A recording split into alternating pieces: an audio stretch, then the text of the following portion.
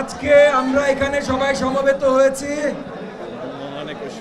মহান আন্তর্জাতিক মাতৃভাষা দিবসে বাংলাদেশের মাটির জন্য যারা সবচেয়ে বড় ত্যাগ স্বীকার করেছে 52 ভাষা আন্দোলনে, আমাদের মহান মুক্তিযুদ্ধে এবং সকল গণতান্ত্রিক আন্দোলনে আমাদের সব বীর যোদ্ধা সন্তানদের শ্রদ্ধা জানাতে আমরা একত্রিত হয়েছি। একই সাথে 54 বছর পর 55 বছর পর আমরা আবার নতুন ভাবে গণতন্ত্রের পথযাত্রায় উত্তীর্ণ হয়েছি। সেটার জন্য আজকের আন্তর্জাতিক মাতৃভাষা দিবস আমাদের জন্য আরো অনেক বড় বিশেষ দিবস হয়ে দাঁড়িয়েছে। কারণ অনেক বছর পর, 2 দশক পর আমরা গণতান্ত্রিক সরকার ব্যবস্থার অধীনে আপনাদের নির্বাচিত সংসদ, আপনাদের নির্বাচিত সরকারের অধীনে আমরা এই দিনটি উদযাপন করছি। এই ত্যাগ স্বীকার আমাদের সকলের। 24-এর গণ অভ্যুত্থানে যেমন 20 কোটি বাংলাদেশের জনগণ জেগে উঠেছিল, একইভাবে 26-এর নির্বাচনেও কিন্তু বাংলাদেশের আপামর জনগণ তাদের মতামত পরিষ্কার করেছে এবং বাংলাদেশের আপামর জনগণ জানিয়েছে তারা উগ্রপন্থী পছন্দ করে না, তারা ধর্ম নিয়ে কুরাজনীতি পছন্দ করে না। আমাদের পরিচয়ের প্রধান অংশ আমাদের মহান ধর্ম ইসলাম ধর্ম, কিন্তু সেই ইসলাম ধর্মকে বিকৃতি করে আমাদের বাঙালি সংস্কৃতির সাথে সাংঘর্ষিক করবে যদি কোনো দল, সেইটা আমাদের আপামর জনগণ পছন্দ করে না। আমাদের দায়িত্ব আছে দেশ সরকারের জায়গা থেকে দাঁড়িয়ে আমাদের দায়িত্ব আছে দেশ জাতিকে রক্ষা করা, আমাদের মহান ধর্ম ইসলাম ধর্মকে রক্ষা করা, কিন্তু একই সাথে আমাদের ইতিহাস, আমাদের সংস্কৃতিকে রক্ষা করা।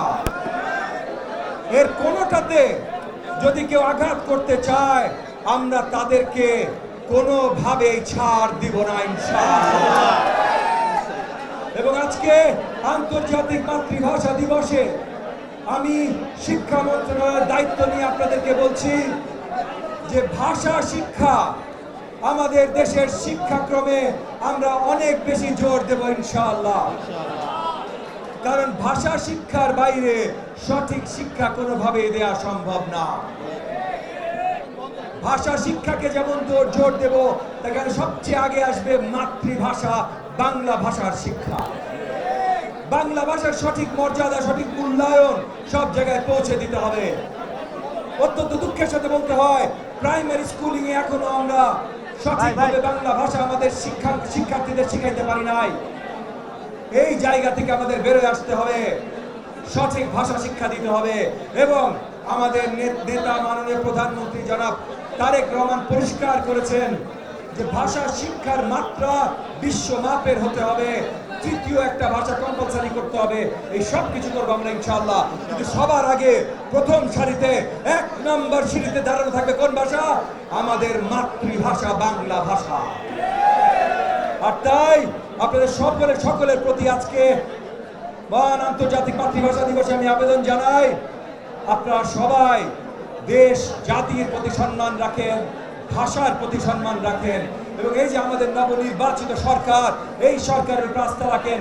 আগামী দিনগুলোতে এই সরকার আপনাদের সঠিক ব্যবস্থা দিবেন, সরকার ব্যবস্থা দিবেন ইনশাআল্লাহ। আমি আমার বক্তব্য আর দীর্ঘায়িত করবো না। আবার আমরা আপনাদের সম্বর্ধনা নেব, কিন্তু সবাই সঠিকভাবে সিরিয়াল মেনটেন করে আপনারা লাইনে আসবেন। আমরা কিন্তু আজকে সম্বর্ধনা করেছি আপনাদের সাথে হাত মিলাবার জন্য। কেউ যদি ফুল দিতে চান দিবেন, কিন্তু সেলফি তোলার জন্য কিন্তু করি নাই। এই কাজটা করবেন না। সবাই আমার সাথে হাত মিলান, আমাকে ফুল দিতে চাইলে ফুল দেন। আমরা একসাথে গণতন্ত্র উদযাপন করব, মাতৃভাষা দিবস উদযাপন করব, আমাদের জাতির স্বাধীনতা উদযাপন করব ইনশাআল্লাহ। আপনাদের অসংখ্য ধন্যবাদ। আসসালামু আলাইকুম ওয়া রাহমাতুল্লাহি ওয়া বারাকাতুহু।